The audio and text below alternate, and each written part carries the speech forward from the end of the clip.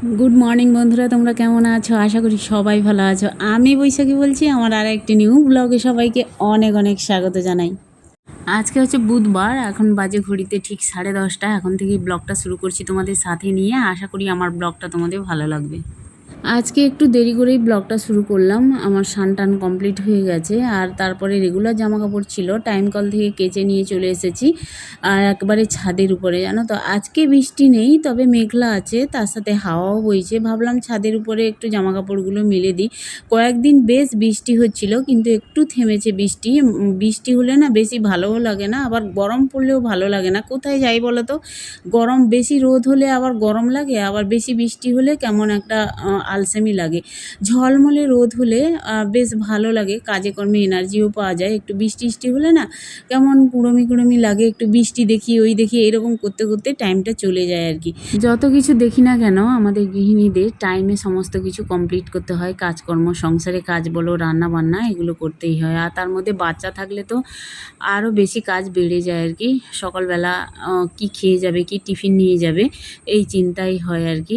তো যাই হোক, প্রতিদিন কাজকর্ম চলে, রান্নাবান্না চলে, আর তোমাদের মাঝেও আমি কম বেশি ভিডিও শেয়ার করি। আমার বেশ ভালো লাগে, ভিউ হোক বা নাই হোক, একটু মানে ভিডিও শেয়ার করলে মনটাও ভালো থাকে। তো ছাদের উপরে বেশ জামা কাপড়গুলো পাতিয়ে দিয়েছি, হাওয়াতে শুকবে। কতক্ষণ শুকবে জানি না, বৃষ্টি আসলেই তুলতে হবে। যখন তখন তো এখন বৃষ্টি চলে আসে, এই দেখি বৃষ্টি নেই, আবার এই দেখি চলে আসে আর কি। তখন মানে তড়বড় করে চলে আসতে হয়।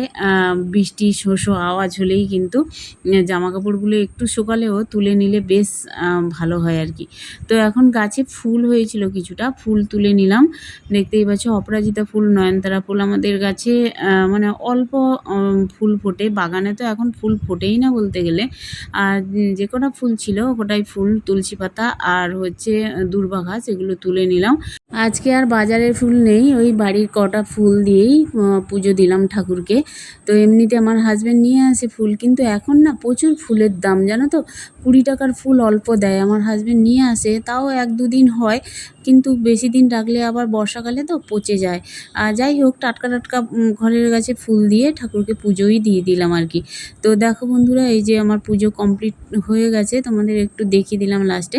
তো আমি রান্নাঘরে চলে এসেছি এখন। দুপুরে আজকে রান্না বেশি কিছু করব না, দুটো পদ করলেই হয়ে যাবে। আজকে এই যে বাঁধাকপি করব। বাঁধাকপিটা আমাদের বাড়িতে সবাই মোটামুটি খায়। অনেক দিন পর বাঁধাকপি হলো, সেই শীতকালে বাঁধাকপি খেয়েছিলাম। হাজব্যান্ডকে বলেছিলাম নিয়ে আসার জন্য, বাঁধাকপি খেতে ইচ্ছে করছিল। তো একটা বাঁধাকপি একদম সরু সরু করে ঝিরিঝিরি করে কেটে নিয়েছি। তার সাথে আলু, পেঁয়াজ আর আর হচ্ছে টমেটো আর চিংড়ি মাছ দিয়ে অবশ্যই রান্না করব। বাঁধাকপিতে চিংড়ি মাছ দিলে না বেশ ভালোই লাগে। আর এখন আমি মশলা বেটে নিলাম। মশলা বলতে ওই আদা বাটা, আর এই যে দেখো চিংড়ি মাছ ফ্রিজে ছিল, বের করেছি কয়েকটা, এগুলো হচ্ছে কেটে নেব। চিংড়ি মাছগুলো দিয়ে বাঁধাকপি রান্না করব। তোমাদের মাঝে রেসিপিটাও শেয়ার করব, অবশ্যই সঙ্গে থেকো, দেখতে থাকো। আশা করি রেসিপি ভালো লাগবে, বাঁধাকপি রেসিপি। এখন দেখো কড়াইতে তেল দিয়ে দিয়েছি, সাদা তেল বেশি পরিমাণে একটু দিয়েছি, বাঁধাকপিতে একটু তেল বেশিই লাগে। আর যেহেতু আমি আলু টালু ভাজবো না, এই জন্য একেবারে তেলটা বেশি করেই দিয়েছি। ফোড়নে দিয়েছি গোটা জিরে আর এলাচ, দারচিনি, লবঙ্গ, এগুলো দিয়েছি। তারপরে একটা বড় সাইজের পেঁয়াজ কেটে রেখেছিলাম দিয়ে দিলাম, আর একটু রসুন আর টমেটো, দেখতেই পাচ্ছ সমস্ত কিছু একসাথেই দিয়ে দিলাম। রসুন, আদা, এগুলো দিয়ে দিলাম, দিয়ে ভালো করে নেড়ে চেড়ে কিছুক্ষণ ভাজবো। ভেজে তারপরে হচ্ছে মশলাপাতি দিয়ে মশলা কষিয়ে আলু দেব। আর সমস্ত কিছু জোগাড়যন্ত্র করেই নিয়েছি, একা একাই করেছি। আর মা না সবজি কেটে দিতে চায়, কিন্তু কি বলো তো, আমার শাশুড়ি মা একটু মানে আস্তে আস্তে কাজ করে, আস্তে আস্তে সবজি কাটে, ওই জন্য অনেকটাই আমার দেরি হয়ে যায়। এই জন্য আমি যতটা পারি তাড়াতাড়ি কেটে নিই। আর যখনই একটু দেরি করেই রান্না করি, মাকে বলি কেটে দিতে সবজি, মা কেটে রাখলে আমি রান্নাটা তাড়াতাড়ি করে ফেলি। আজকে যেরকম আমি একা হাতেই করে নিয়েছি সমস্ত কিছু, মাকে আর মানে করতে হয়নি, সবজি কাটতে হয়নি আর কি। আমার শাশুড়ি মা একটু ধীরে কাজ করে, তো বয়স হয়ে গেছে তো, আর আমি যতটা সম্ভব করে নিই। তো এখন দেখো এই যে হলুদের গুঁড়ো, লঙ্কার গুঁড়ো, জিরের গুঁড়ো দিয়ে দিলাম, আর দিয়ে ভালো করে মশলাটা একটু তেলের সাথে নেড়ে চেড়ে ভেজে নিচ্ছি। এখন পরিমাণ মতো অল্প একটু জল দেবো, জাস্ট মশলা থেকে তেলটা বেরোলেই আমি আলু দেবো। কেটে রেখেছি ডুমো ডুমো করে আলু কেটে রেখেছি। আলুটা খেতে যাই না আমি, কিন্তু আলু না দিলে তো ছেলে মেয়ে বলো, হাজব্যান্ড, সবাই তো খাবে। আর বাঁধাকপিতে আলু না দিলে ভালোও লাগবে না, লোট লোট হবে না। আর এখন আমি আলুতে লবণ দিয়ে দিলাম, একেবারে লবণ দিয়ে দিলাম, পরে আর লবণ দেবো না, যদি লাগে পরে দেব।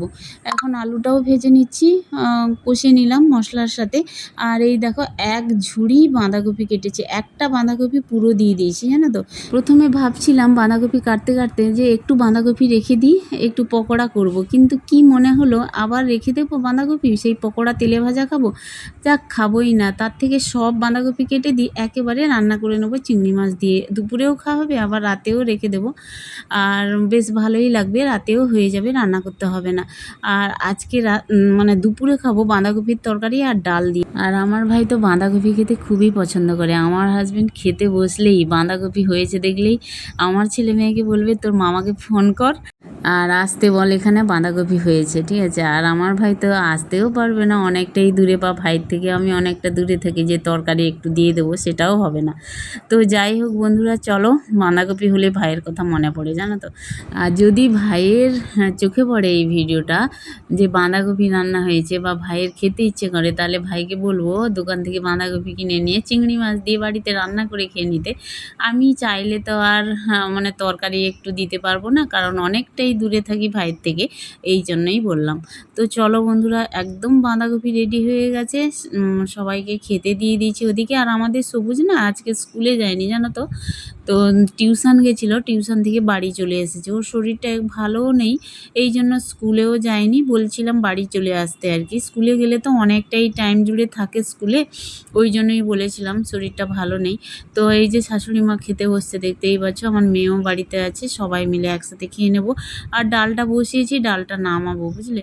তো বাঁধাকপি খুবই ভালো হয়েছিল, আমরা খেয়েছিলাম, দুর্দান্ত হয়েছিল। রাতের জন্য তো বাঁধাকপি থাকবে, রাতে আর রান্না হবে না, রাতে একটু ডাল করব, অবশ্যই হয়ে যাবে। এখন তো অল্প একটু ডাল করছি, দেখতেই পাচ্ছ সবাই, এই ডাল আমাদের 4 জনের হয়ে যাবে। আর রাত্রেবেলা গরম গরম ডাল করলে, আর রুটি করব, একটা সবজি করলে অবশ্যই হয়ে যাবে, আর কিছু করতেই হবে না রাত্রেবেলা, শুধু রুটিটাই করব আর একটু ডাল করলেই হয়ে যাবে। আলু সিদ্ধও আছে, আর আমি উচ্ছে সিদ্ধ নিয়েছি দেখতেই পাচ্ছ। আর সবুজ বাবা তো সকাল থেকে কিছুই খায়নি, সেই কমপ্লেন খেয়ে গেছিলো সকালবেলা, খুব খিদে পেয়ে গেছে সবুজের, এই জন্য আমরা একটু তাড়াতাড়ি করে, তাড়াতাড়ি নয়, ওই 1:30 পৌনে 2টোর ভিতরে আমরা ভাত খাচ্ছিলাম আর কি। তো চলো বন্ধুরা, খেয়ে নিই কেমন।